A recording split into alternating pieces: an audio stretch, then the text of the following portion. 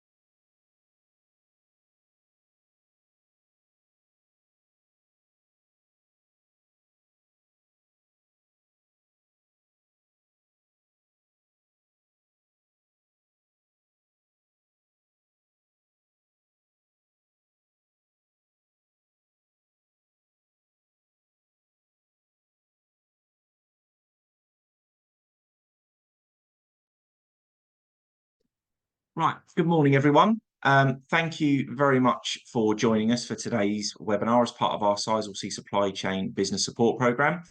Today, we're introducing the Sizewell C Accommodation Management System, and we have a selection of speakers that are going to be talking today to talk through this subject, as well as ourselves. There's today's agenda. First of all, just to introduce myself, my name is Ashley Shorey-Mills. I'm the Supply Chain Engagement Director here at the Suffolk Chamber of Commerce. And the Chamber of Commerce have now been working on the Sizewell project for about 13 years, working very closely with EDF and with Sizewell C around the supply chain and some of the wider benefits and commitments that have been made on this project. And our team is ultimately hosting today's webinar, and I know has met and spoke with a lot of you who are attending today around this subject matter. So the purpose of today is very much as that introduction to the accommodation management system and how it's going to operate, how it works, and a lot of the questions that will maybe come out of it around wider housing and accommodation considerations that need to be made. In addition to those presenting from Sizewell that are listed on the agenda, we also have East Suffolk Council present today. So when we do some questions at the end, we will do all Q&A at the end. That will be for ourselves, for Sizewell C, and also East Suffolk Council. Can we ask, as always, any questions you do have, please try and put in the Q&A option down the bottom of your screen. You can also put some comments and feedback in chat. We will monitor that as well. So if any questions happen to find their way into chat, we will attempt to find them and make sure they're answered as well. When we've done our webinars, sometimes we do get an awful lot of questions, so we'll always endeavour to answer all of them. But if for any reason we cannot answer any question in time, or for any reason we need some more detail to be able to answer it properly, then we will always make sure that those questions and answers after the event are sent out to everyone.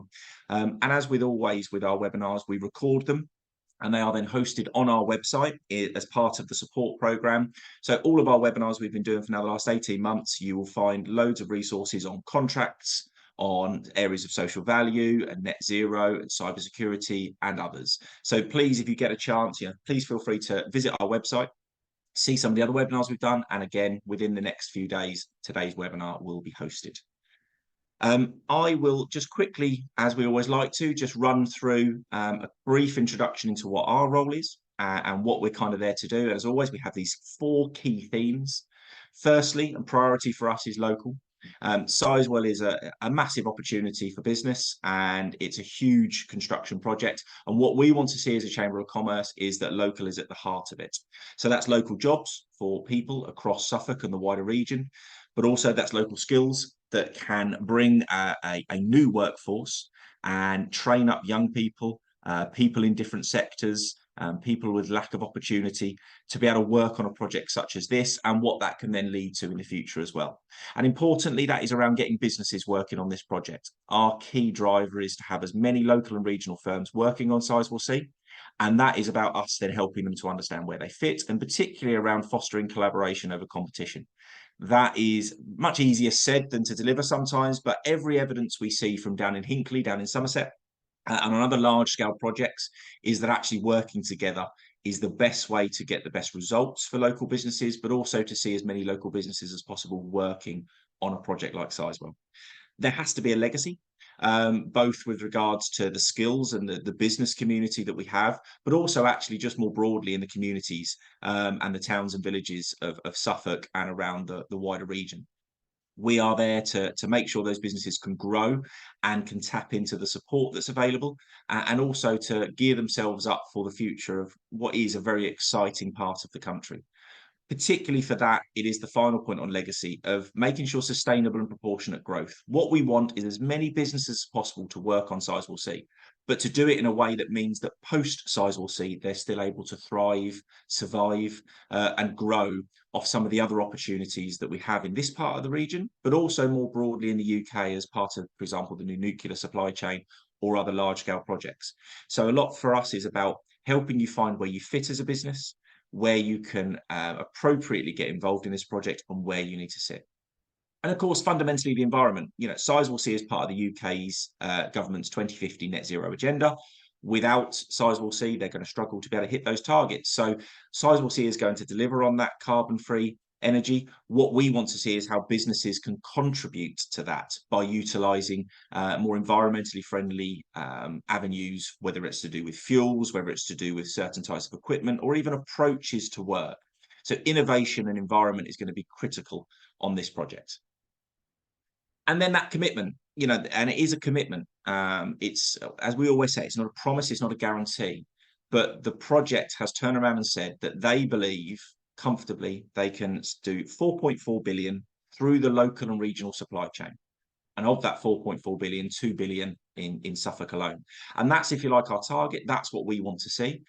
For anyone who hasn't seen it yet, about 3 weeks ago, the Hinckley socio-economic report for last year was announced, and they're now over 5.3 billion spent in the region through their project. So we have every confidence to believe that we can see that level of investment through our local business community in this region. And that will be a mixture. That will be small businesses, that will be large businesses, that will be businesses that relocate to this part of the world, and it'll be businesses that actually off the back of size will grow into a new sector. So it's incredibly exciting opportunity for business, and it's about making sure that the direct opportunity on Sizewell, but also the indirect as a result of Sizewell coming to Suffolk, is really maximised.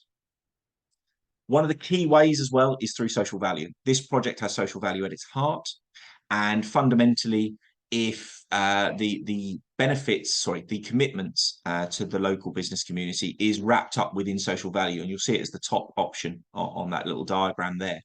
The project has committed to increasing UK content on large scale nationally significant projects, and within that their procurement route is local first, if not local regional, and if not regional national. So therefore local businesses have that opportunity to have a project that genuinely wants to use them, as long as they are able to perform on budget, on price, and safely. So we're there to help work that out with you and to help you make the most of this opportunity. But also it's more broad, how we address the biodiversity crisis, how we continue to reduce environmental footprint, tackle the inequality we have in Suffolk.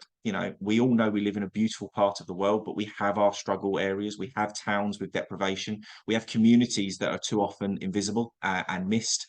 And projects like Sizewell are stepping forward to attempt to really level that out and give more opportunity to more people. And we will help businesses understand how they tap into different routes, different markets, to really help every business do that a little bit better, which in turn will make this project and actually Suffolk be a better place. And of course, as always, feed into us. Our relationship with Sizewell is one of a close working relationship that challenges when it needs to. So yes, we are there as the business community of Suffolk, but as you saw from the previous map, we work across all 6 counties of the East, and it's not just a Chamber of Commerce thing.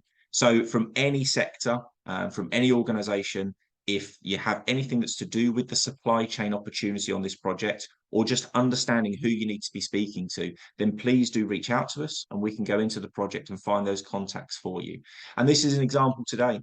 We've had now over the past few years a large number of accommodation-based providers of all different shapes and sizes get in touch with us, wanting to know where the opportunities are going to come for them, and hence today's webinar to really learn from Sizewell C how these opportunities are going to come about and how you can maximise them. So, as a final slide from me, how we help you as businesses, well, you can see them all listed there, and as I say, you'll get these slides. The key is, and the fundamental is, we are there for local business.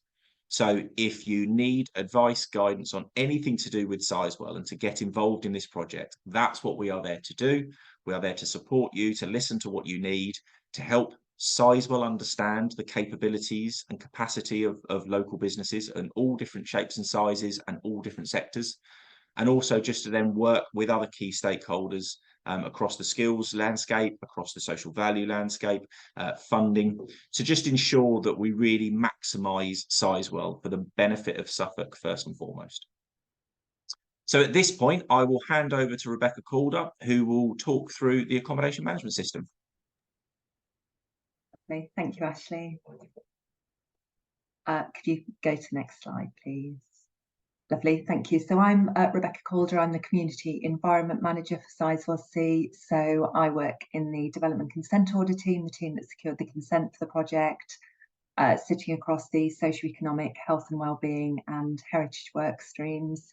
I'm joined by colleagues today, so James Solomon, who I'll pass to in a bit, who's our Accommodation Manager, Paul Lennon, who's our Senior Community Relations Manager, so one of my colleagues in the local Leiston office, and Mike Humphrey, who is from Quad, our socioeconomic consultant, so available to answer any technical questions on things like the DCO assessment if anyone has any. Just put a couple of key contacts there. So the accommodation services email address there will go through to James Solomon's team. Any other questions, info@sizewellc.com, and Paul's team will pick them up and be able to give you an answer on any aspect of the project. Okay, next slide, please. Okay, apologies to those of you who've dialed into a few of these things. You may have heard this repeated many times before, but for those of you who are not familiar with Sizewell C, it's a new 3.2 gigawatt nuclear power station to be built to the north of Sizewell B. So in that picture below, Sizewell B is the building with the white dome, and Sizewell C is the power station to the right. At the moment it is a field. It does not look like that. It replicates Hinkley Point C in Somerset, so effectively it becomes units 3 and 4 of Hinkley, which allows us to reduce costs and also the risks of the project. Once built, it will supply enough low carbon electricity to supply 6 million homes, and that avoids 9 million tonnes of carbon compared to gas-fired power generation each year. As well as building the power station, we're building a number of pieces of associated development to support the build.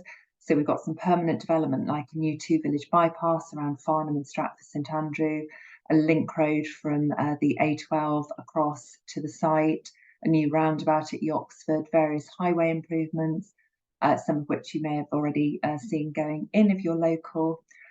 There's also some temporary associated development going in, so things like park and ride sites at Wickham Market and Darsham, a freight management site down near Ipswich as well. So we secured development consent for the project in July 2022.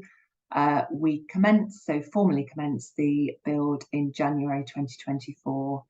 So you'll see the accommodation management system was launched then, but you'll also see a real ramp up in activity this year. Just put another couple of links there. So sizewellc.com is our main website, so you can see everything about the project on there. There's also a works tracker there as well. So if you are an accommodation provider and you have people staying and they're asking what's going on in a particular location, if you go onto that website on the works tracker, you'll be able to click on and see whether it's something to do with Sizewell or not, and if it is, what's happening. Okay, next slide, please. Lovely, thank you. So just before I pass to James, I was going to give you a little bit of background on why we're offering an accommodation management system and what the accommodation strategy is for the project. So we've always aimed for a balance. So we want our workers to use existing local accommodation. We recognise the local economic benefits this provides, but we also recognise that we have a duty to our community. We need to avoid impacts on the local market, so we don't want to displace residents in the rented sector. We don't want to displace tourists because we recognise the benefit they bring to the region. So we're also providing temporary project accommodation, and the main bulk of that is a 2,400 bed accommodation campus on the main development site. We are clearing archaeology on that site at the moment, so that's a good 2-3 years off being open. So at the moment we're solely using local accommodation. As well as commitments to the project accommodation and the development consent order, we have something called a deed of obligation, sometimes called a Section 106 agreement for other projects. That provides for a housing fund, and we'll come on to that a bit later. And as Ashley said, East Suffolk Council have kindly joined us today and we'll be able to answer questions on that. The accommodation management system, an accommodation coordination function, so that is James and team, and ongoing monitoring. So we will be doing things like workforce survey to understand what accommodation workers are using, where they're living, sort of thing. So next slide, please. So just to give you some idea of the scale of the opportunity, we are down right in that bottom left-hand corner at the moment. There's about 500 workers on site currently. We expect there to be around 1,500 by the end of this year, and at the peak of construction, 7,900 workers, about a third of which will come from the local area. We've got a variety of initiatives, as Ashley mentioned at the beginning, in terms of trying to get local people into work, but realistically there are a huge number of jobs and we won't fill them all locally. I know somebody's already asked in one of the questions about the difference in workforce numbers at Hinckley. So Hinckley's peak workforce for their DCO was 5,600. So we're already cognizant of that increase in workforce numbers at Hinckley Point C, and so we've assessed a higher workforce number at Sizewell. The blue line on there shows the people looking for accommodation, and the orange line shows local workers. So I know some people have registered at the moment. I think we have probably more people registered than people looking at the moment, but that is soon going to really ramp up. So please bear with us if it's taking a bit of time to get any interest in what you're advertising. Okay, Ashley, if you move to the next one. So just to give you an idea of where people are likely to look for accommodation, the blue line on that plan shows where we think people who already live in the area will commute from, so the extent of, or sort of maximum extent that they'll be willing to drive from their home every day. So the useful part for this group today is the hatched area. So we think that non-home-based workers, we call them, so people moving to the area to seek temporary accommodation, will look for accommodation within 60 minutes of the site. Many people will want to be as close as possible, so they will want to be Leiston area, Sizewell area, or possibly close to the Park and Rides and Darsh and Wickham Market, but not all will. A sizable number will want to live away. They won't want to live where they're going to bump into other people from work. So we would expect there to be opportunities for providers across that whole area. Okay, next slide. So why offer accommodation to a Sizewell C worker? Well, you can see from the slides before, there are a lot of people coming in, 5,000 plus workers, and we are providing a lot less project accommodation than that. So there will be plenty of opportunity to provide accommodation to workers. The construction phase will last up to 12 years.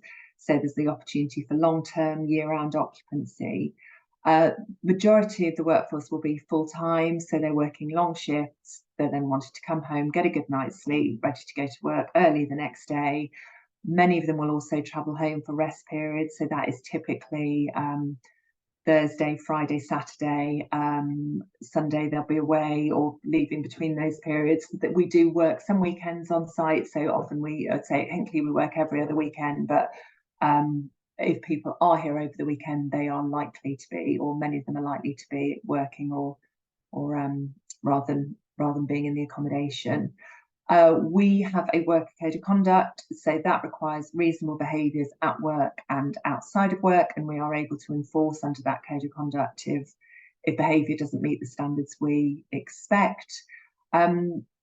So there's a variety of roles. So some people will come to the project literally just for a few weeks, other people will come for several years. So there's the opportunity for all sorts of accommodation. There'll be lots of people looking for all sorts of accommodation. So said below, no one size fits all. So some people will be looking for hotels, some for B+Bs, some for rentals, some for a spare room. Some people will be looking for a couple of days a week. Some people will be looking for 1, 2, 3 years. So there really is an opportunity for people or accommodation providers, no matter what you have in terms of availability. I think it's worth reiterating the fact that we do not want to displace tourists and local residents. So what we really want, ideally, is new to the market accommodation. So, for example, if you have quiet periods over the winter, letting to workers then, if you have spare rooms, or if you have accommodation you were thinking of bringing on but haven't brought forward yet, it's that sort of thing we really want, so that we can fit both our workers and tourists and local residents in without any conflict. Okay, next slide. So on that note, we have a housing fund as part of the deed of obligation. So it's a financial commitment from Sizewell C, but it will be managed by East Suffolk Council, who are obviously the housing experts in this area. They will be producing something called a private housing supply plan and a tourist accommodation plan, and that will be approved by the accommodation working group. So we have a number of working groups set up under the deed of obligation, which monitor the effects of the project, bring those into the group, and then they also look at how the money in the deed of obligation is being spent, making sure that it addresses those effects. So the sort of things the housing fund could be used to support are bringing empty homes back into use, loans or renovation grants or fundings for minor improvement works. So to bring accommodation up to a standard where it could be rented to a worker. Also to support East Suffolk Council on work they need to do on things like outreach, licensing, pre-application advice. I think somebody's asked a question on that already in the Q&A. When East Suffolk are ready to release the housing fund, the website will provide information on how to apply. We'll also update the AMS with the link to the East Suffolk Council website at the time, and we'll of course let Ashley and his team know as well, so that the chamber can link across to that. So keep an eye out for it, or if you've got any questions, obviously contact either James or Paul on those email addresses that we provided earlier if you're wondering where we are on that. Okay, next slide. So just a little bit on the accommodation management system before I hand over to James. It's been created to match Sizewell C workers, so only Sizewell C workers, with providers of local accommodation. So when people seeking accommodation registered, James will be checking and his team will be checking that they do work on Sizewell C. It's free to use, so that's for everybody, for the workers, but also for people providing accommodation. So there's no booking fees, or we don't take any percentage of accommodation providers fees or anything. All types of accommodation are welcome, so literally anything, but it must be a good standard, it must be safe.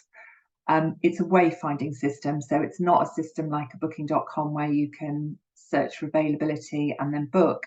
It's to provide so providers provide a link to their own booking system. So I guess the advantage of that is if you are on something like a booking.com, if you want to link to your own website, you'll avoid any booking fees you would incur on that system, and you can also then set your availability to just when you want workers to use it, rather than it being open generally to the market. It's a property by property basis upload. If you do have multiple properties, so for example, holiday cottage companies or that sort of thing, it was probably better to contact the accommodation services email in the first instance. Just talk to James about the best way of managing that, rather than trying to upload hundreds of properties at a time. As you'll see when James runs through it in a bit, workers will be searching by location, cost, accommodation type, but James will show you in a bit what seekers will see when they're using the system. Okay, next one, please.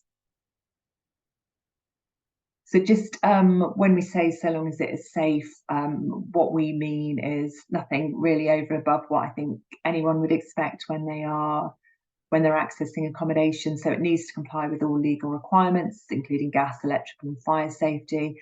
It needs any necessary permissions or licenses. So it's the caravan site that is supposed to close during the winter. If it needs to close during the winter, it's an HMO and it needs to be licensed. It needs to be licensed. We don't want accommodation that is not suitably or is not legal or doesn't have the correct planning permissions coming forward.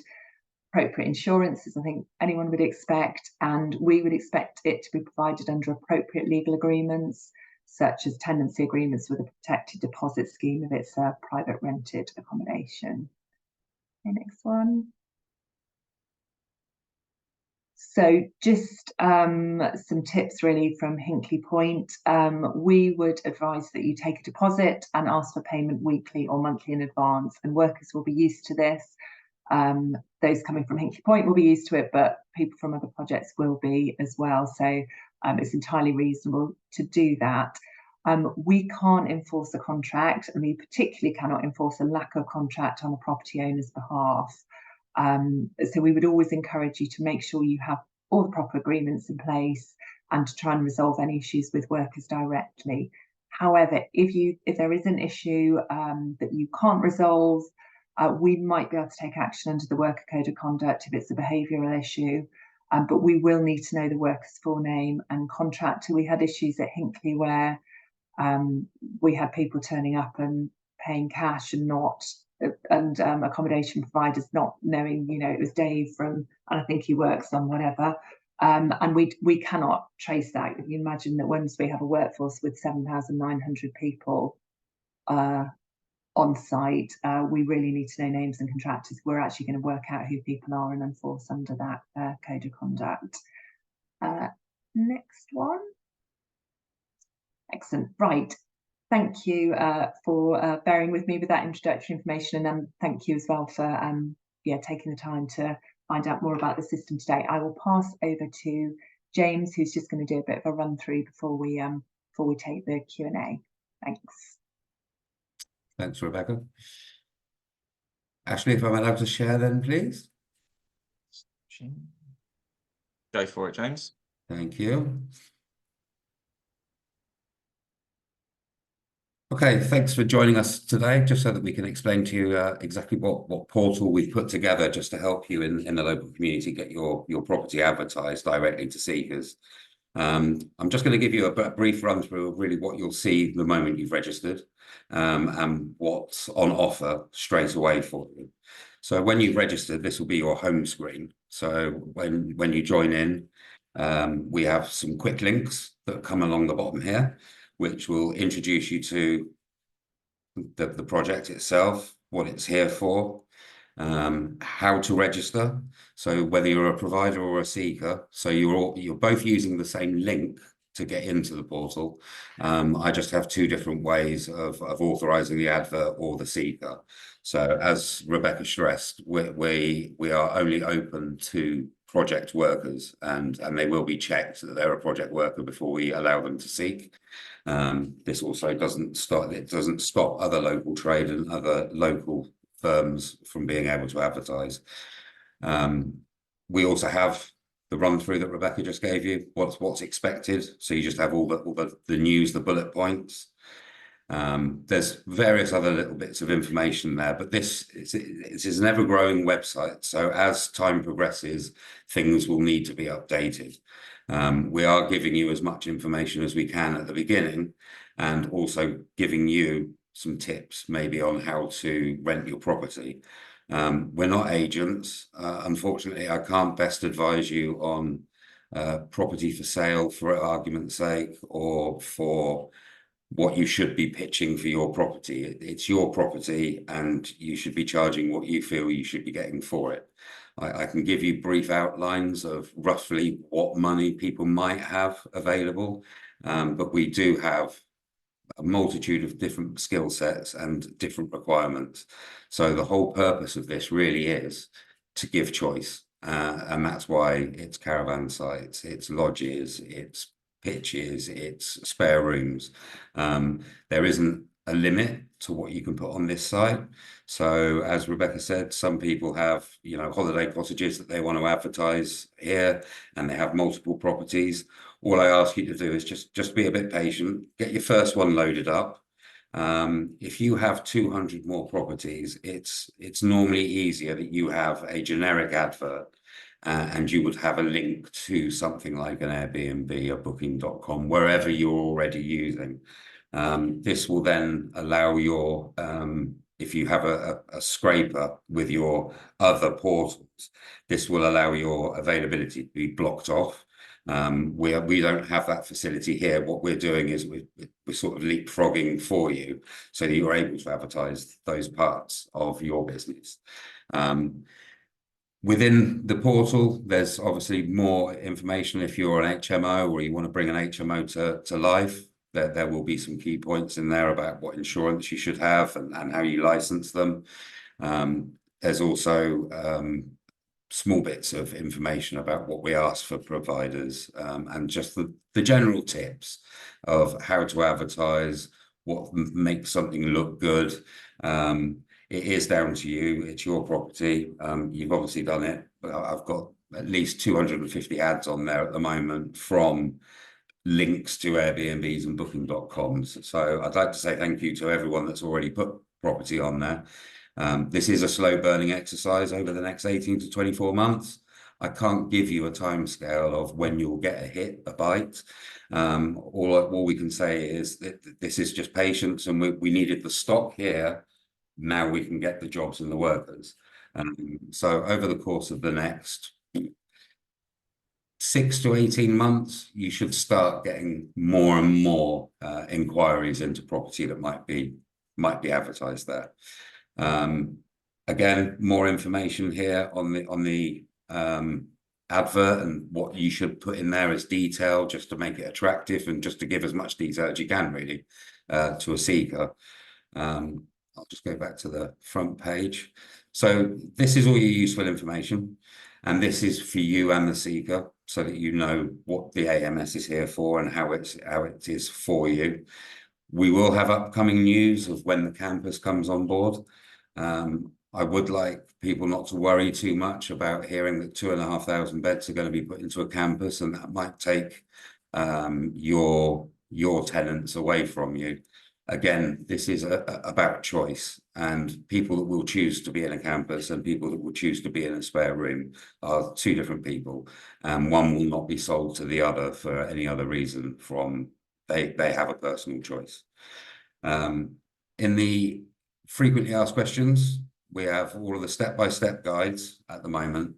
And this is an ever-growing project because there's various different problems. And I know at the moment the hot topic is the two-factor authentication, and how to go around it and how to make it work. So our creators have done a new step-by-step guide, which there is a link to that I will send out at the first point of anyone applying to put their property on, just so that you've got that straight away.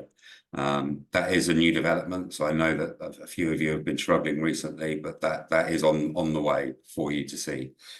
That's the main crux of what the AMS will be and how you will provide. Now, I have had a few questions from some other people is, how do I view other adverts or see their advert? You can see your own advert. There's many different reasons why we wouldn't want you to go on and see others' adverts. Simply, it's business is business, and we don't really want your next door neighbour knowing what you're doing and vice versa, or competition on pricing and so forth. As I've said to you, this is really your property and for your standard, and it's for your business. So unfortunately, no, we don't allow people to be able to have a look at other properties. But the main other question is, people have also said, who are new to this, how do I make an advert look good? So I have gone back to the AMS creators, and we're gonna put into the frequently asked questions what a good advert looks like for various different types of adverts. So you'll get to see a tile of what an advert would look like and what key parts maybe you should put in there. So that's really how the AMS will work for you. I will show you just briefly from a seeker side how they come and look for property, just so that you're aware of what fields are probably the most important for the seeker when they're looking at your adverts. So their search function can be done by postcode, it can be done by location. They can then select by a radius. They obviously have the price range. So none of these tools are any different to really what you would get on an Airbnb. just to show you that the brief advert descriptions are down the side, and then you would open them. This is if you're just free searching and you haven't gone into the top and selected anything. And we've also built in a map so that all the properties are basically mapped out exactly the same as you would find on any other property site, just to make it easier. People can then get to see exactly how far away they are from the project and whereabouts all the best property is. That, I think, really tells you the most about the AMS, and I'll be open to any questions that there will be at the end. I hope that's enough for you. And Ashley, back over to you. Thank you.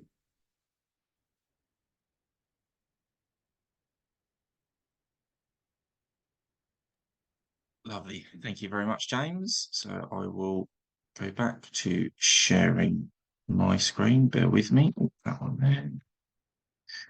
There we go. And that's come up as well. Fantastic. Thank you for that, James. Thank you, Rebecca, as well. Right, so we'll now run through some of the questions. I know there's some in the Q&A. I've got a couple that were submitted in advance by people that couldn't make today, and then I've got a couple sent to me on direct messaging as well. So I'll attack the ones in the Q&A first. We'll just do them in order. So first one, so how can I view the portal as someone looking for accommodation? So James, I think obviously you pretty much covered that anyway, but do you want to just come and just answer Lisa's question first of all, if you're available, please? Hi, Lisa. I think I recognise the name as a potential advertiser. So I think I just tried to answer that question really in how I've just put the AMS across.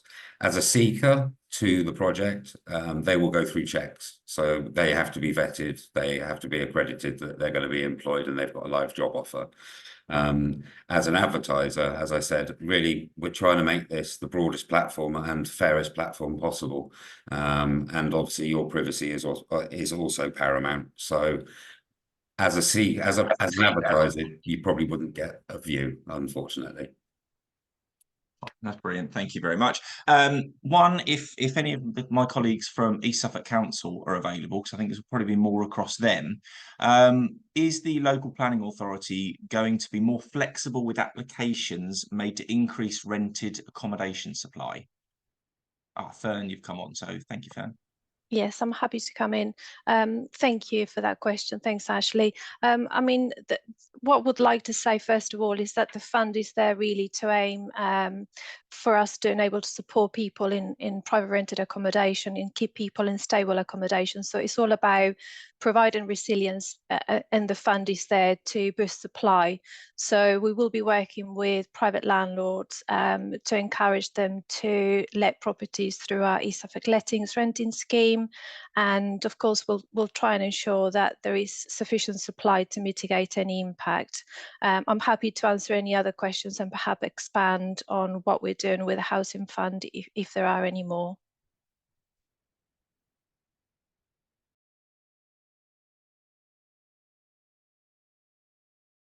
Sorry, You're just on mute, on Ashley. mute. Sorry. I did the standard thing of carrying on chatting while I was on mute. Sorry. There is a couple of others actually to do with the housing fund that were sent through that are not on the Q&A. So, Fern, do you want to cover off what sort of thing would the housing fund itself actually cover?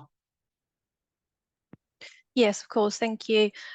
So the Housing Fund will provide assistance with, as I said before, deposits, rent in advance, and essentially boost supply within East Suffolk.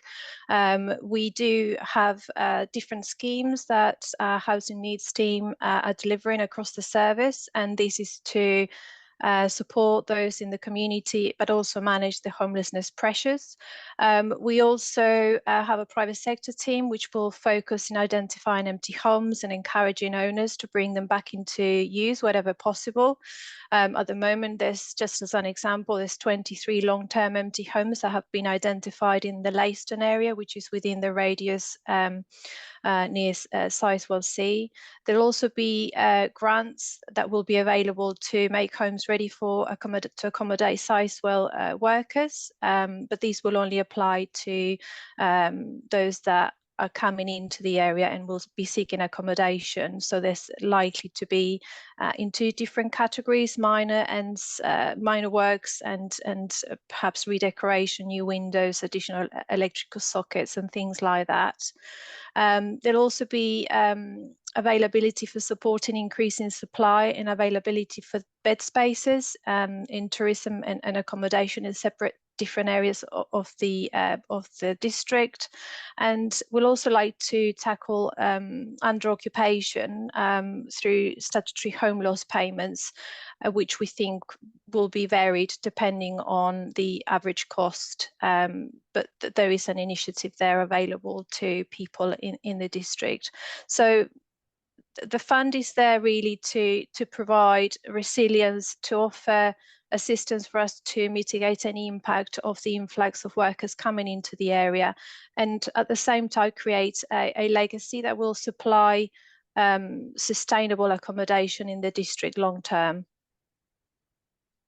Brilliant. Thank you for that. And just on that, what about, because I spoke earlier about, you know, innovation and environment and, you know, things we're trying to make businesses get better at what they do, you know, net zero wise, and get them a bit more switched on to that. If homes are wanting to use the grants in addition to also, you know, some energy efficiency measures or anything to kind of up the standard of homes as well, is that something that the grant can help them with? Yes, my colleague Vicky Cottrell, I'm not sure if she's here. If not, I'm happy to talk a little bit. Oh, she is. Thanks, Vicky. Hi, sorry for joining a bit later. Yeah, so the grants, we already offer a similar renovation grant offer in the district anyway, and the grants that would be offered for Sizewell properties would include measures that would improve the energy efficiency of properties. So things that might be considered would be additional insulation or more efficient heating systems, or works to balance ventilation in properties across the district. And like you say, these would tie in with the Net Zero Leyston programme and with East Suffolk's own climate commitment. Fantastic. Thank you, Vicky. That's brilliant. A couple of other questions that were on Q&A. So this is probably maybe a Rebecca or James thing. Will all contractors, etc., working on site be advised to use the AMS portal only and not go direct to a hotel? Oh, up to you, Rebecca. I can do it if you like. Yeah, I suspect we're going to say the same thing. We're not going to mandate, are we? I mean, we will advise, because it's going to be the place where people who want to offer accommodation to workers are going to be advertising, we hope, and also there's going to be accommodation on there that isn't available elsewhere. The hotels are probably not what most people are looking for either, are they? Not really, not at the outset, but just so that everyone knows, that the AMS is shown and told to everyone at the induction stage. So normally 9 times out of 10 we've managed to capture the worker before they've even started looking in the area. So that's how we promote the system to the workforce. Brilliant. Thank you very much. And probably one of you might be Rebecca for this one, because I know you touched on numbers anyway, and you kind of half answered this. I don't know if you want to go in any more detail, but the experience at Hinckley has been that there's been a greater number of workers coming to the area than potentially initially planned. How will Sizewell cope with the same experience, and what has it done to try and mitigate that? Yeah, so we have been really fortunate. As I said before, we are like units 3 and 4 of Hinckley Point. So we have got the huge benefit of all that learning from Hinckley. So we could see the workforce numbers at Hinckley and that it was trending upwards. So as I said, in the development consent order for Hinckley, they were predicting 5,600 workers at peak, but are going above that. So we have increased our peak at Sizewell already. So when we did the development consent order application, we've assessed on 7,900 workers at peak, so we've already taken that into account. Thank you. A couple of other questions on here. Might be a James one. Is there any way, or is there a way, of syncing calendars from company's website, or do you have to input availability manually? So we decided against having the scraping tool, which I believe is the common term, because most people have already got that embedded in their other websites. So what we're allowing to do, which other websites don't, is for people to advertise what sites they are on at the same time. So you can put a generic advert up, but you can take your booking via Airbnb if you wanted to, but the link is there so that you can see live diaries. So we're allowing people to advertise their property from multiple platforms. It's not something that we've embedded in ours. So if you like to do it manually because you've only got a couple of rooms, it's quite good. But if you've got 20, 30, 40 rooms, it's a bit time consuming to enter all of them. So I would suggest using your own scraping tool via another site. Brilliant. Thank you, James. And probably giving you Rebecca again, because there's a question from Ben on here that also I was asked separately to do with price as well. So Ben's put, in the AMS setup, is there any way to have a prices from option or a range of pricing and not just one price point? And to kind of elaborate on that further, one of the other questions that was asked to me in advance of this was, what sort of price workers will pay? Yeah. Okay, that's a good question, and we can take that back to the developers. I have asked for something else to be added, though, with the adverts. Currently, the adverts are quite plain. You're just getting a picture and a brief description at the bottom. I've asked for a sort of highlight in the corner that will say what the cheapest price is embedded within that advert. So when we ask for prices from, you might be a 7-8 bedroom bed and breakfast, and one room might be 15 quid a night, and your master suite's 45. So yes, we're gonna implement that as a tag in the corner, so that it's a lot easier to look when you're looking in that field. And the second part to that question, just remind me, sorry, is how much we expect the workforce to pay. It's difficult because some people won't want to spend more than their budget, i.e. we give them a living expense. So we're looking at anywhere, this is time will tell, anywhere between 40 and 60 pounds per evening. And that normally pays for a bed and some food.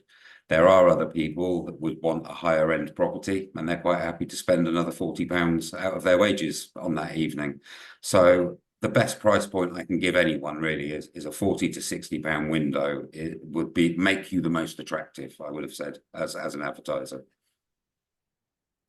Fantastic. Thank you, James. Appreciate that. I say, hi, are you also looking for unfurnished rental accommodation? Absolutely any property. There is no one size fits all, which I think is in one of Rebecca's slides. There may be a contractor that decides to move with his family, and they'll all relocate. So there is absolutely no given, this is just what they're looking for. Absolutely every bit of choice, and with so many different people, there's so many different tastes. So no. I know that's some of the feedback we've got as well through some of the work we've been doing, that actually down at Hinckley, there is probably lacks the wrong word, but there's a very buoyant market in the rental sector, because families don't just want a man or a woman who's working at Hinckley to disappear for 5 days a week and go home just at weekends. They want to take their family down because they're going to work on the project for 3, 4, 5, 6 years. So actually, families coming down and wanting more than just a room is quite important. So I'll do one off of my questions that were chucked through. Do we have any idea when the accommodation campus is likely to be set up and operational? Again, that's probably a Rebecca or a James one, I'd imagine. Yeah, I can answer that. So it's around 2 to 3 years to build. So as I said, we're doing the archaeological clearance at the moment. So I would say, I can't think where we are. I think I've lost a year. Well, we started 24, 25, 26. We're looking at around about 28 for phase 1. Okay, so start 28. We'll release probably 1,200 rooms at the first stage, and then take about 18 months to bring the other 1,200 online, which kind of meets with workforce demand at the same time. So plenty of opportunity. Well, there's plenty of opportunity before that, isn't there? But there's also going to be Prior plenty to of that, opportunity after that, because not everybody will want to live on the campus, and also, there's not enough space for everyone to live on the campus. So yeah, we're definitely looking for both. No, fantastic. Thank you. I want to, rather than have multiple adverts, are you suggesting that it is best practice to have a single advert point to an agency's website? How would that work out on the mapping? I probably just need yeah, no, point you raised, wasn't it, James? I sort of understand that you wouldn't get the marker on the map to show the local field, but that there is going to be quite an abundance of property there. It's really down to the individual and the advertiser. I can only advise on how attractive do you want that to be, but how time consuming do you want that advert to be also. So it's going to be your decision on whether you want to spend the time to input as many properties as you want to be the most attractive, or if you just want to make it quick and simple and you're not losing any commission anywhere else by advertising where you've already got your adverts, I would suggest doing the one advert and put as much detail in about what you've got in your estate. Perfect, thank you. This might be one more for East Suffolk Council again. So on the slides earlier, and it was referenced as well, and I think also Fern just mentioned it. So the Housing Fund will support empty homes, to get back into use. What about other types of buildings, pubs, offices, other empty buildings that potentially could be renovated and changed? Is that something that the fund or the East Suffolk Council would support? Whether Fern or Vicky are there. Both of them. There we go. Look, bonus. I was just going to say, we primarily we have previously dealt with empty homes that are obviously residential. We haven't ruled out commercial properties, but it's something that our grant policy doesn't currently include. So we would have to make sure that any grant schemes drawn up for that are done under the relevant regulations that we have to run our grants through. Okay, perfect. Thank you very much. Simple one here, and this again probably more for the Sizewell guys. Do most tenants go home for the weekend? So I don't know if there's clarity on the working patterns yet.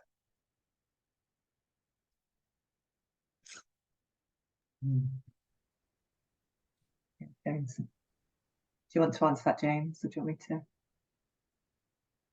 to? Okay, I'm on. Sorry, I was just trying to get it unmuted. There's varying different working practices, to be honest, and some of the other ways that we're trying to attract people is if they have got houses, they don't always go home at the weekend. It's quite nice to come and see where their partners are working, especially if they've travelled away. So there are long weekends, and say 1 in 4 is almost like a gift to the workers that have had to travel. But there are varying working patterns, and these will progressively get busier as the project gets busier. But I wouldn't expect weekends to be busy in the local vicinity for at least 4, maybe 5 years from now. Fantastic. And then Jane, while I've got you then, so will you be looking for houses where workers can share or prefer private bedrooms, i.e. they might be looking to accommodate 6 or 8 in one house? Again, HMOs are attractive, and normally when a contractor comes down with 20 people, it's nice to have 5 or 6 in one place. They might be picked up collectively together. Second point to the question is not everyone wants to share, not everyone wants to be an HMO. And as I said, not one size fits all. I had people at Hinkley, 4 people that turn up, they've got the same job contract, and they've all gone 4 ways on one house. They've done that themselves. It's not an HMO, it's their private home, and they're just all sharing together collectively. So there isn't a one size fits all, as I've said. Brilliant, thank you. I think broadly, Dominic, your question about allowances down at Hinkley, I think James has kind of touched on what that's likely to be at this stage. Forgotten the fact that obviously those discussions are still on way. If a hotel advert links to our website or booking system, and there's not two-way integration, how does our hotel list availability in response to a seeker selecting the dates they are looking for? I think this is more a hotel-based inquiry, James. Yeah, this is the unfortunate part about not having the scraping tool, but this is an introductory service, and we didn't want to be in competition with somebody like Airbnb. We wanted to try and simplify this as much as we possibly could. So in answer to that question, that's why I said it's probably better that you advertise your best route so that somebody can see a calendar. Makes a lot of sense. Brilliant. Thank you. We did that one. Oh, here we go. So are there plans to provide shuttles from accommodation to park and ride locations? It's probably James, Rebecca. I mean, I just got on the Hinckley experience. What we do is we start seeing where the catchment of people start living.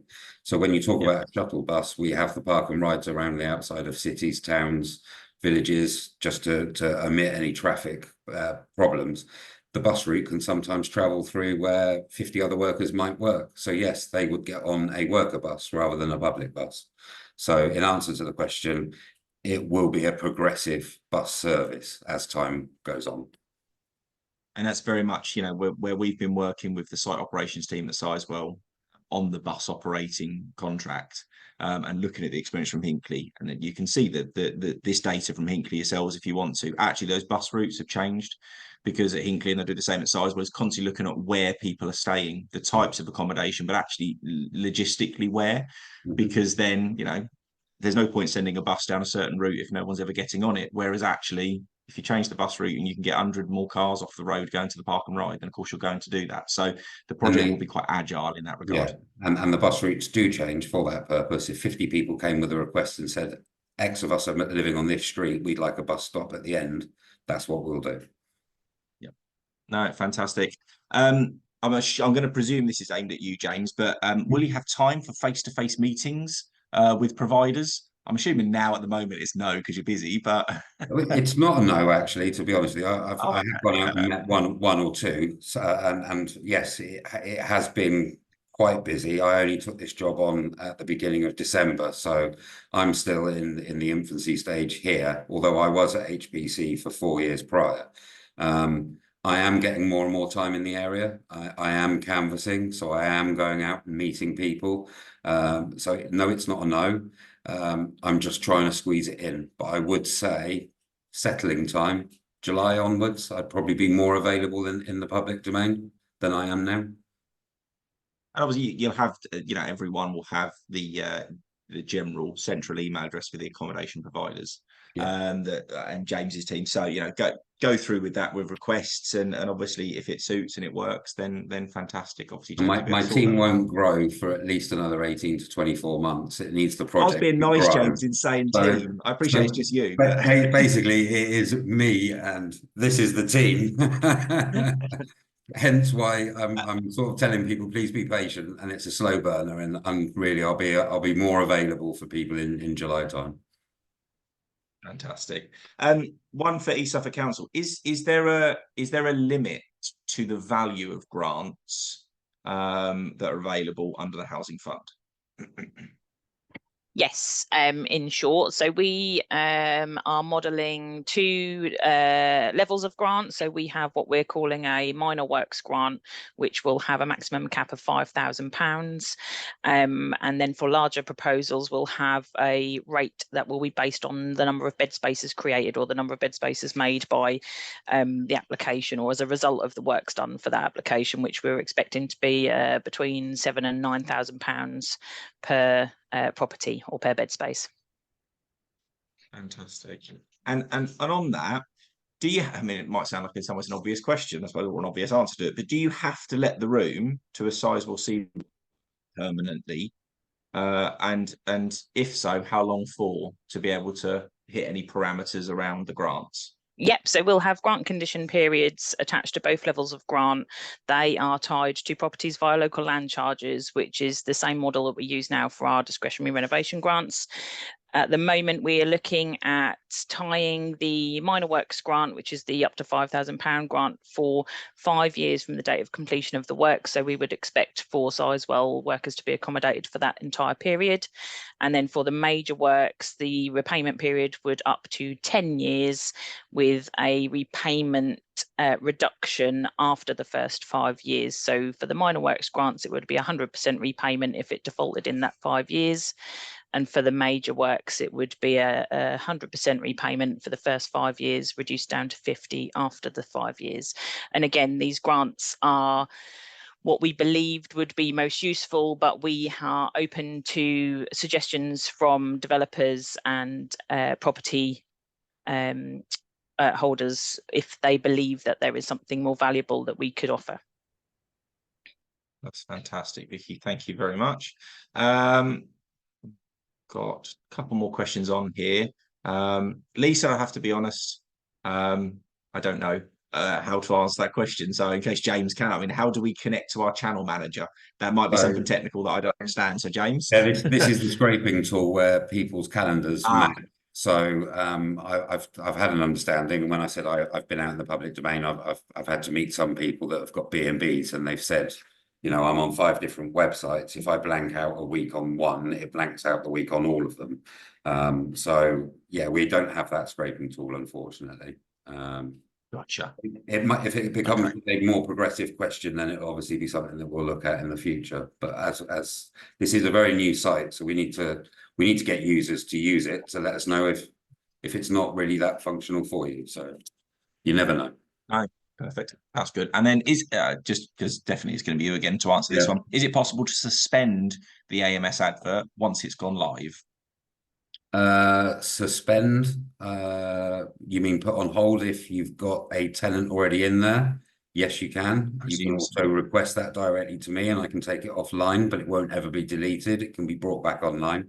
You're also in charge of your own advert as well. So you have an availability function, one of the fields there. So you can just put unavailable at the moment, but leave your advert there. So maybe people will contact you and you get a waiting list. Okay, fantastic. Final question that's in the Q&A. So if our advert has a link to booking.com or our website, will our property be shown in the seeker search results? Yes, they will, because it's your advert on the AMS directly to the seeker and how they've looked and searched for their property. So if you're on booking.com and somebody says, I want £50 a night, you will be able to still see your advert. It's your advert and it's live for as long as you have it live until it's fine. Brilliant. Probably a Vicky or a firm one again. With regards to the grants, there's a question from someone who's converted an HMO. Can they be retrospectively applied? Unfortunately, we can't cover any works that have already happened, so it would have to be prospective works. Brilliant. Thank you, Vicky. That's great. Okay, I'll just try and pick one on here. Obviously, one other question that we did get. So how, and this would probably be a James or Rebecca, I would imagine, how does the recent news regarding Pontins, which obviously has been in the press, affect any of the way you're going to deliver the accommodation strategy? Or doesn't it? Well, yeah, I can answer that. So it doesn't. It basically just shows us delivering the accommodation strategy. So it's something that has worked really well at Hinckley. It's really popular at Hinckley.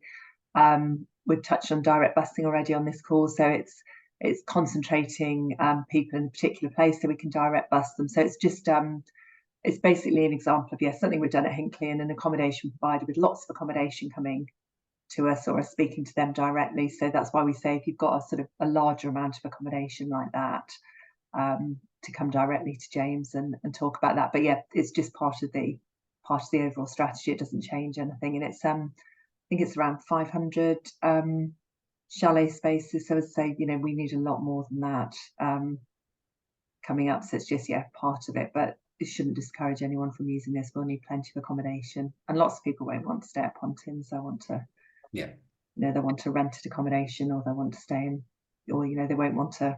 I think is it correct, James? It's a month, isn't it? Minimum booking, I think at. Well, what we try and do is we entice people into monthly bookings by offering a reduced rate.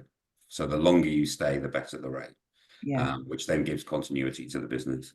Yeah. So I think I understand. So I've been talking to my sort of planning counterpart at Hinckley that post-COVID, there's quite a lot of people that are coming to work, and I know from our team actually at Sizewell as well that we often have people coming to work for say 2-3 nights on or 2-3 days on site. So we're looking for accommodation, things like that. So that that would be completely unsuited to somewhere like a Pontins. So there's plenty of opportunity for all other types of accommodation as well. Okay, thank you very much.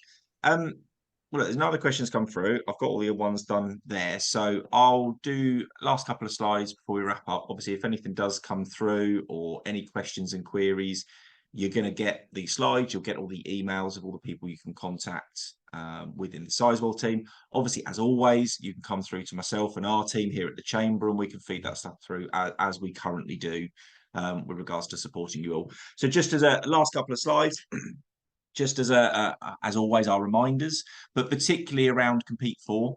Now, granted, there is an element that a lot of you on the call today, the AMS is your priority website now, because that is, as was outlined by James, yes, they can't mandate it, but they will be encouraging everyone working on the site to use the AMS. So therefore, your best and most important place for any accommodation provider to be registered is on the AMS. But we do still encourage all business owners and businesses more broadly to register with us and stay engaged with us, because whether it's to come and attend our events, hear about our updates, get other examples of some of the support which we do, we want as many businesses to be as informed as possible as to what is going on. And of course, also part of the legacy piece for us as a chamber working with Sizewell is that actually look at all these other opportunities that are not just Sizewell. And I know some of you on the call today have, through our work, working closely with Sizewell, have actually been invited to some of the offshore wind events that we've hosted, utilising the fact that you've registered for Sizewell, and accommodation providers have subsequently won contracts on offshore wind-based projects. So it's always worth staying engaged, in particular through Compete For. Compete For is where all opportunities on the project will be listed. So, only yesterday, vehicle supply was on there, electrical contractors were on there, and we just finished doing dredging. So there will be hundreds of opportunities on this project from all different types of sectors. And so if nothing else, it's a good place to make sure businesses are registered, to keep informed as to what's going on. And importantly, also who's won stuff, which companies are winning stuff, what activities are happening. Very, very soon in the near future, we will switch off our website and move everything across to Compete For, and we'll ensure everyone's aware of that when that activity takes place, just so that there is a single point of truth for everything to do with the supply chain on Sizewell. And of course, also mentioned earlier, this is now 18 months in our business support program. So we've got 3 more webinars coming up in the next few weeks. Next week, we've actually got 2 to do with the skills angle on this project and workforce, working very closely with the Employment Affairs unit at Sizewell C. So next week on Tuesday, we've got a webinar with the Employment Affairs team around how to prepare your business and team for accessing the site. And then later on next week, we've also got one that's actually how Sizewell is tackling skills for this project. It's not just expecting everyone to do it themselves. Sizewell is taking this very seriously with regards to the interventions and the practices that they're putting in place for how we get the skills that they need, but actually more broadly, we get the skills that we all need. And then later in May, actually, we've got a webinar with the Nuclear Skills Network about how to tap into the nuclear sector more broadly, and also just full stop the support that's available for those businesses who want to get into the energy sector. So along with NSAM, we've got West Suffolk College doing that webinar at the end of May, which will be a really good one and worth registering for. So as always, you can go onto our website, check under events, and you'll see them all listed there, and you can register for the webinars just the same as you have done today, and also see other ones that we've already got planned for the future as well. I will just make sure, because there is something in the Q&A. So since there's one question, we'll quickly see if we can answer it. So sorry, is there any provision for overlapping the AMS to include other infrastructure projects? Right. I'm going to guess the answer is no, James, but it's never always a definitive no, as this is an ever-developing site. So what we would probably do is allow links to be put onto the homepage to various different things. So it will be a shared platform for that, but this is strictly for accommodation. But I wouldn't have too much detail in the accommodation office for that. If you've got anything to add, Rebecca. Yeah, I think it was a question about whether we would open this up to other projects as well. Yeah. Probably not other projects, but certainly Sizewell B outage workforce. And the Sizewell A decommissioning workforce. So I think we would see, obviously, we need to prioritise our workers, but if we end up with a lot of accommodation and it's a bit slower in terms of pick up from Sizewell C workers, we've certainly got the opportunity to do that. So yeah. Okay, that's fantastic. And as so yeah, so we wouldn't be competing with anything on their side. As I mentioned, obviously we're constantly trying to talk to some of the other larger projects, as are Sizewell, to ensure that actually, forget accommodation, just purely workforce, that we have enough workforce locally, that enough local businesses are working across all of them, and that they're approached in the most collaborative way possible. So yeah, we will continue that, and if the Sizewell AMS ends up ultimately not being suitable for other projects, then certainly by staying registered with us, at least then that way, when those opportunities do come on those other projects, we can ensure you're aware of them as much as possible as well. So that's the end of today's webinar. Thank you very much for everyone who's joined us today, and particularly thank you to the teams from Sizewell and from East Suffolk Council for contributing.